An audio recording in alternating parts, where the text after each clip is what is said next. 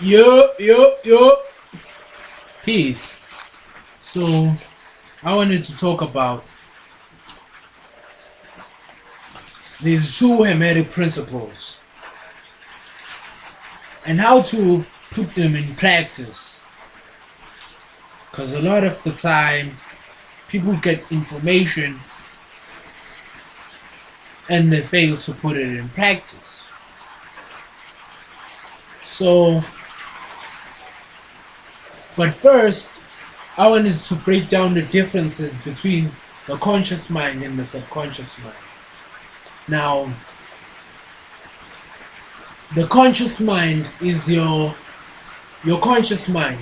Let's start with your conscious mind. The conscious mind is logical. The conscious mind uses reasoning. Your conscious mind uses words to make sense of things. Your conscious mind has a limited perspective. It only knows what it knows. It only knows what it knows. So it's also resistant to change unless you start programming the subconscious mind first, which is the key mind or the God mind. So then there's the subconscious mind. The subconscious mind, obviously the opposite of your conscious mind, does not use logic, does not use reasoning, doesn't use words, but it uses images. It uses images, and your subconscious mind is very vast compared to your conscious mind. Like I said, your conscious mind is very limited. It has a limited perspective. And your subconscious mind, on the other hand, is unlimited. It has an unlimited perspective. This is why, for example, when you are in the dream state, your dreams happen in your subconscious mind.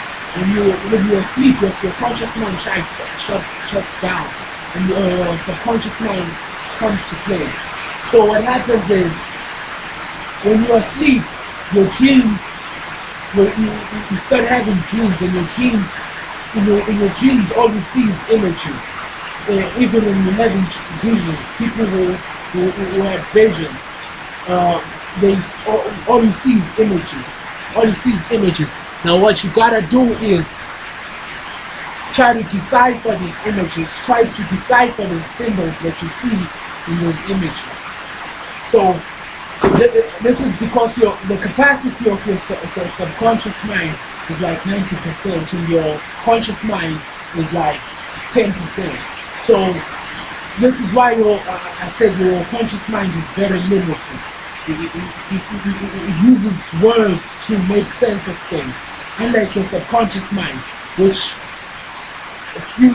is very vast. It communicates with you through your feelings, your dreams, etc. So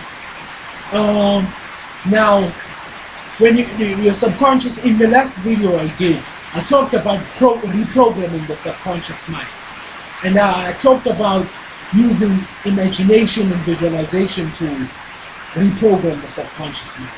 Now, in this video, the reason why I wanted to bring up these Hermetic principles, especially the first principle, it's because I want you all to actually understand how powerful the mind is. I already did a whole video on these Hermetic principles. Now, you can also go check that out, but I'm not going to go there right now. I'm not going to go through all of them right now in this video. I'm just going to talk specifically on the first and the last principle. Now, in the last video I talked about using imagination and visualization to program the subconscious mind.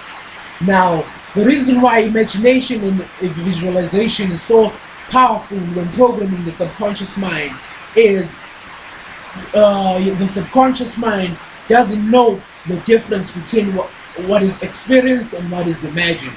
This is the key tool to programming the subconscious mind. Imagination and visualization are the key tool to reprogramming the subconscious mind. Now, the reason why I wanted to talk about the Hermetic principle, especially the first principle, is because this first principle, let me read my notes over there. Now, the first principle, the first Hermetic principle, is the principle of mentalism.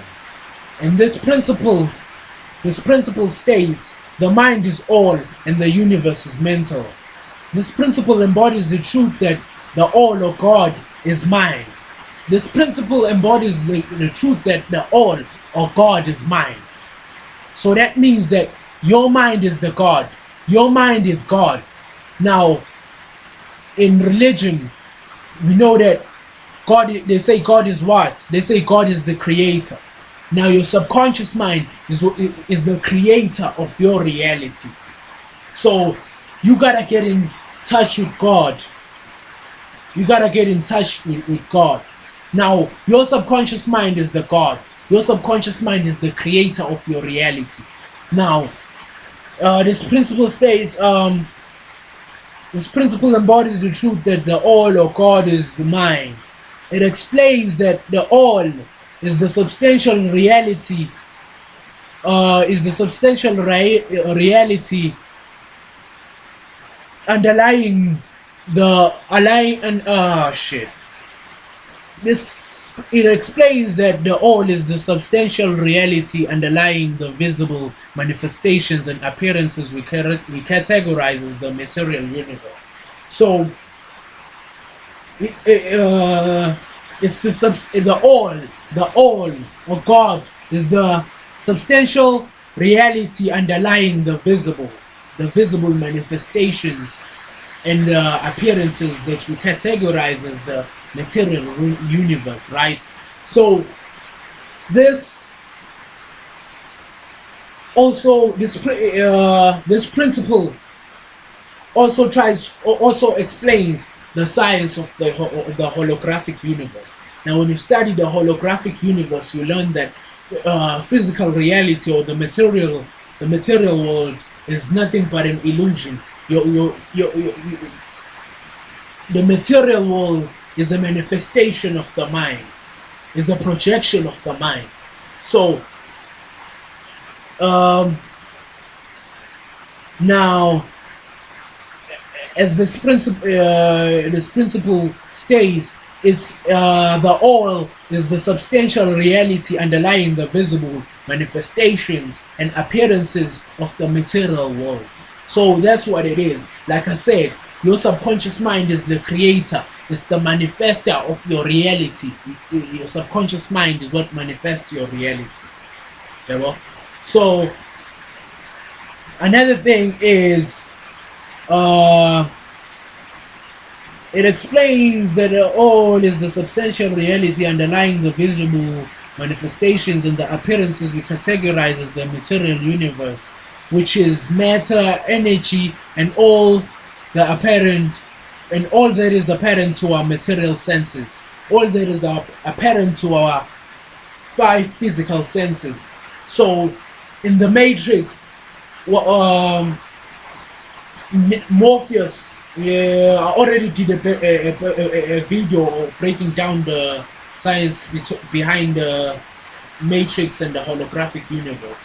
Now, there's a scene in the Matrix where Neo and Morpheus enter this, I don't know, can't remember if it was the agent training program or I can't remember what they call the program, but Morpheus explains to him that this is you are in a what they call a simulation.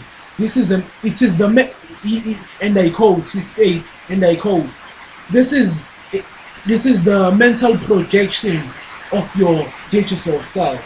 This is the mental projection of your digital self. So that's what it is. This material world is a mental projection of your etheric self, which is your subconscious mind or your spirit. So that's what it is.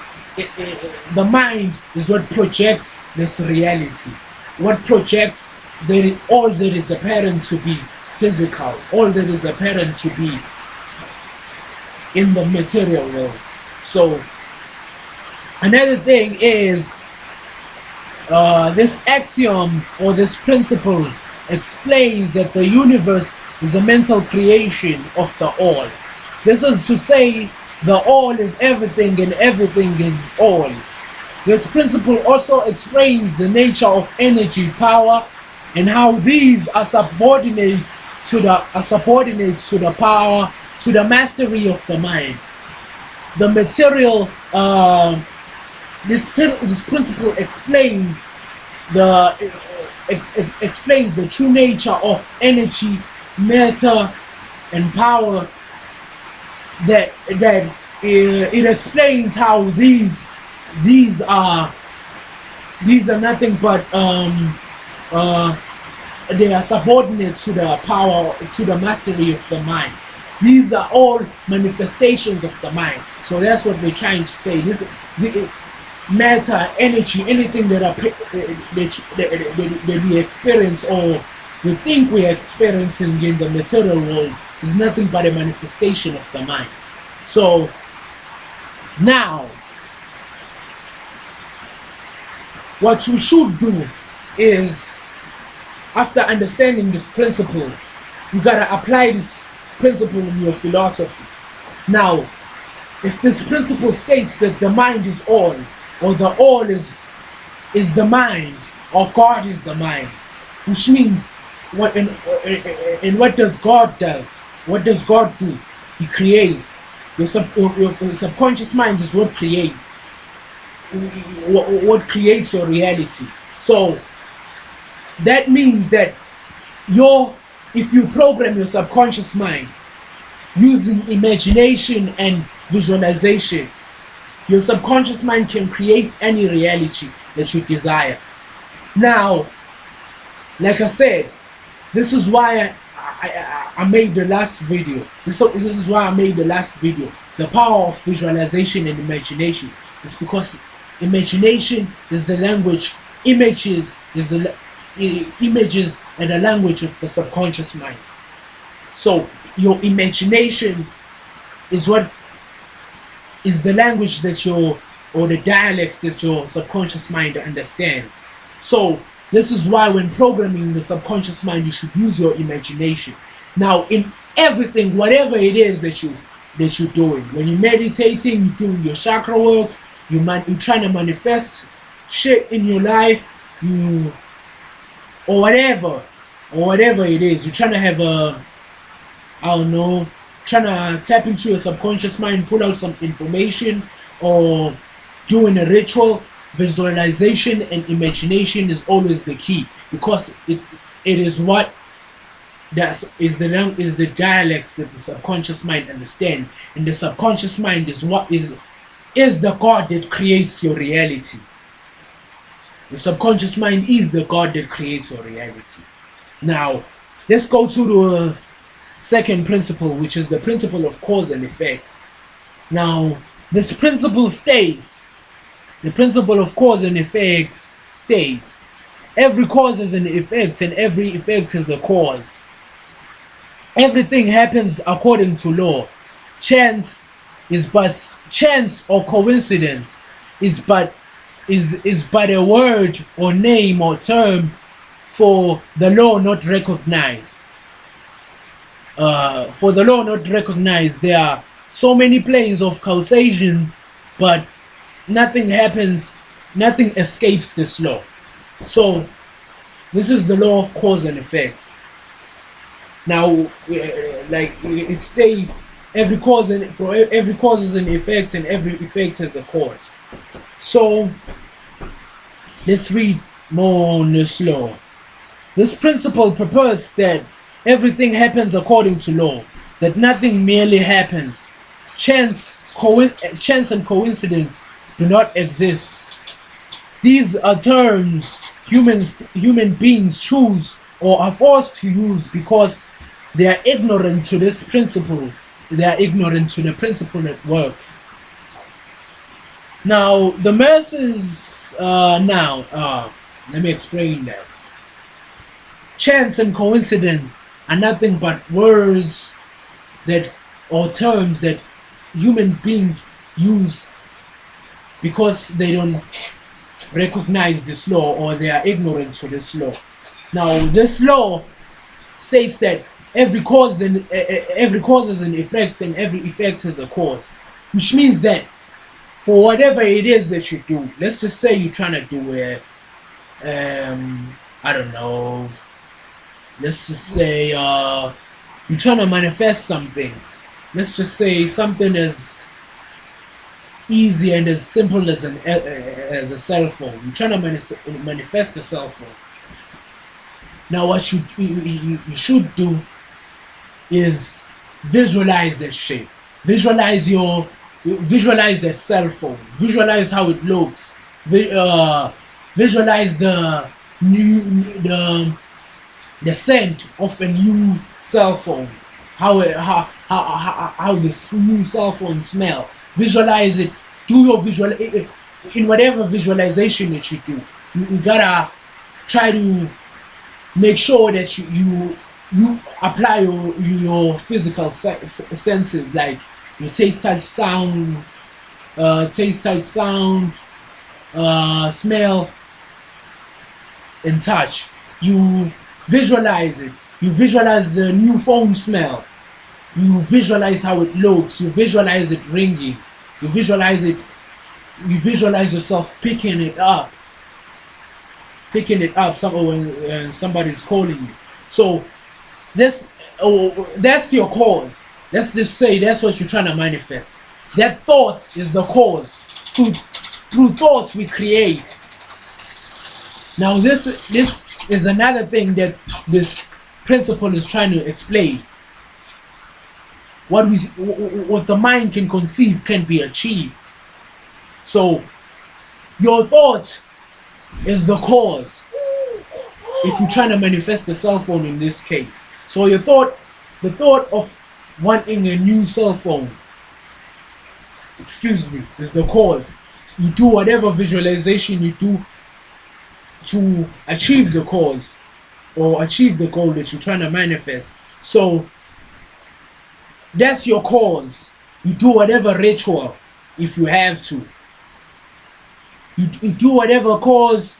You do whatever you have to. You do your visualizations on it. That's your cause. So that means that there must be an effect according to this law. There must be an effect. So whatever visualization, whatever meditation that you do, there must be an effect. It must produce an effect. Even if you working on your chakras, let's just say you're working on your third chakra, you're working on your confidence. You after doing your visualization, doing whatever ritual it is that you do in order to balance out your solar chakra, you must see results. You must see results. If you working on your solar chakra, you should start gaining more confidence.